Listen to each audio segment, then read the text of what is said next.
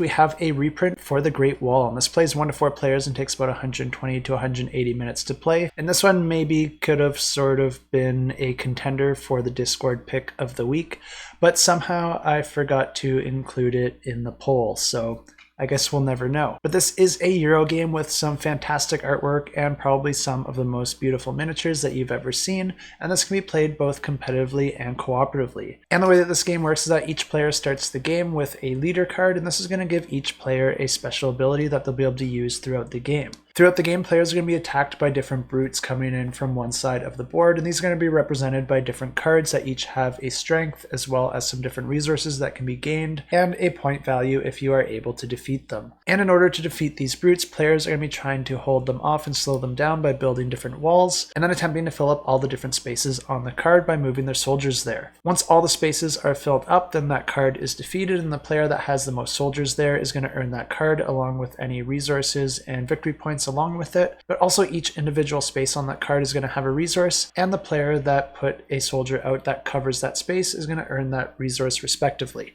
But this is a worker placement game, so on a player's turn, they're going to be performing different actions by placing workers on different areas on the board. Some of the actions that players can perform are to gain different resources of different types, spend those resources to buy new troops such as infantry, archers, or horsemen, or gain special ability cards, which will allow players to perform different effects, as well as optionally perform a special ability at an additional cost. Of course, players can also spend resources to build different walls and barricades, or perform actions to move the different soldiers to different areas on the board and attack the different brutes. But this is a game that's been getting some pretty incredible reviews. Tom Bassel gave it a seal of excellence, and a ton of other reviewers gave it really great reviews as well. One gripe that I have heard about this game from the community coincides with some of the issues I see with a lot of Awakened Realms games, and that's that the rulebook is just a bit of a slog to get through. I can't really tell from the campaign page if they're adding anything new or revising anything in the game, but I really do hope that they take this as an opportunity to at least revise the rulebook a little bit to make it a little bit clearer. But reprinting a game is also a great opportunity to make any tweaks and improvements from all the feedback that you got since the game was originally released, and it's something I always like to see with reprints of new games, and I'm sure there'll be some new content added to the campaign, at least through stretch goals. It's not too clear if there's going to be anything new or any new expansions, but if you are interested in this one, or if you already do own the game, you'll definitely want to follow along to get any updates